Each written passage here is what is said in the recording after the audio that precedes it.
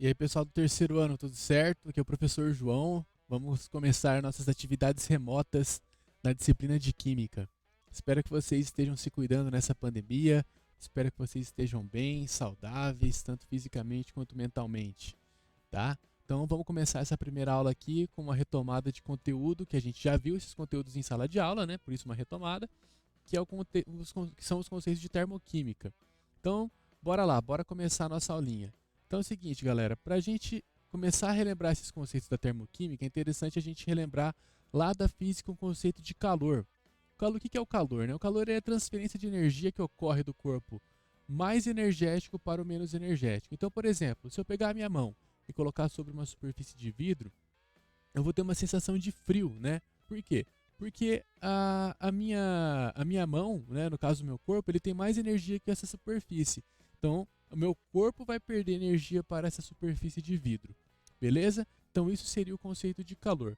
Mas como que a química trabalha esse conceito de calor?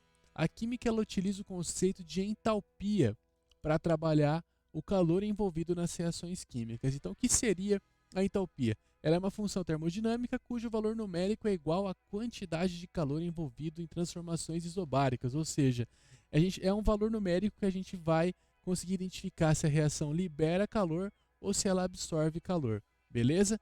Então, bora para o próximo slide. Então, seguinte, as reações químicas elas são divididas na termoquímica, né, em dois grupos, as reações endotérmicas e as reações exotérmicas. As reações endotérmicas elas absorvem calor, enquanto que as exotérmicas liberam calor. No caso das reações endotérmicas, elas vão apresentar uma variação de entalpia maior do que zero, ou seja, positiva, enquanto que as reações exotérmicas apresentam uma variação de entalpia menor do que zero, ou seja, negativa. A somatória da entalpia de formação dos produtos é maior que a somatória da entalpia de formação dos reagentes para as reações endotérmicas, e nas reações exotérmicas, a somatória da entalpia de formação dos produtos é menor do que a somatória da entalpia de formação dos reagentes. Beleza? Então, bora para o próximo slide. Então, retornei agora aqui como passe de mágica para a tela, né, para a gente aprender como calcular a entalpia, beleza? Então, a entalpia de uma reação ela é dada pela letra H, e a sua variação de entalpia seria o ΔH, ok? Então, a variação de entalpia ela vai ser a somatória da entalpia dos produtos menos a somatória da entalpia dos reagentes, beleza? Então veja bem, delta é final menos inicial, né? Então a gente pode considerar que o fim da reação seria os produtos e que o início dela seria os reagentes. Então nós temos aqui embaixo as legendas, tá? Que indicam o ΔH como variação de entalpia, né? Esse símbolozinho aqui de somatória da entalpia dos produtos e a somatória da entalpia dos reagentes. Tranquilo? Então, vamos para o próximo slide. Seguinte, como que a gente vai representar num diagrama de energia essas reações endotérmicas e as exotérmicas, tá? Ó, em um diagrama, vamos pensar, em uma reação endotérmica, os reagentes eles vão absorver calor e vão formar os produtos, tá bom?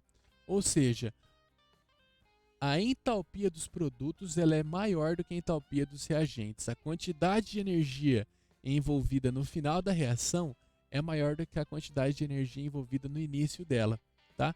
Então, por isso a gente pode representar dessa forma aqui um diagrama de energia de uma reação endotérmica. Agora, na reação exotérmica será o contrário, né? Os reagentes eles vão perder calor e vão formar os produtos. Então, a quantidade de energia envolvida no final da reação é menor do que a quantidade de energia envolvida no início. Por isso que o ΔH é negativo. E na reação endotérmica, o ΔH é positivo. Beleza? Então, vamos começar agora. Vamos fazer dois exercícios só para a gente fixar esses conteúdos.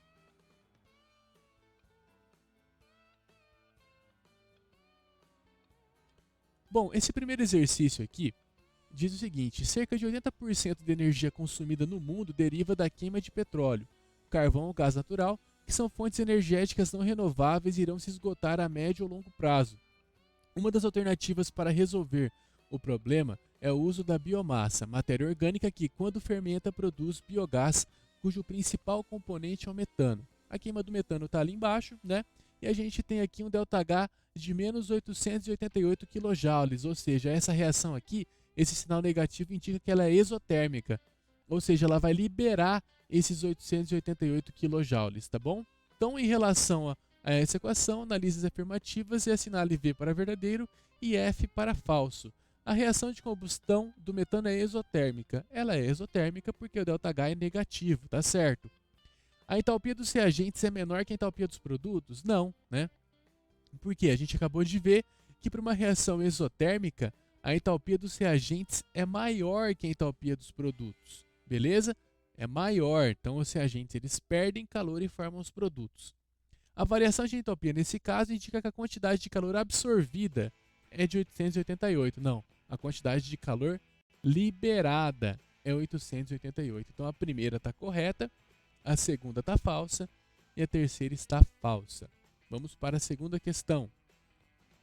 Questão 2. Veja a entalpia padrão de formação em kJ por mol e a 25 graus Celsius de algumas substâncias. Então aqui nós temos o metano, o triclorometano e o ácido clorídrico, beleza? Então, se realizarmos a reação de cloração do metano, qual será a variação de entalpia do processo? Então, aqui a gente tem a reação química, beleza?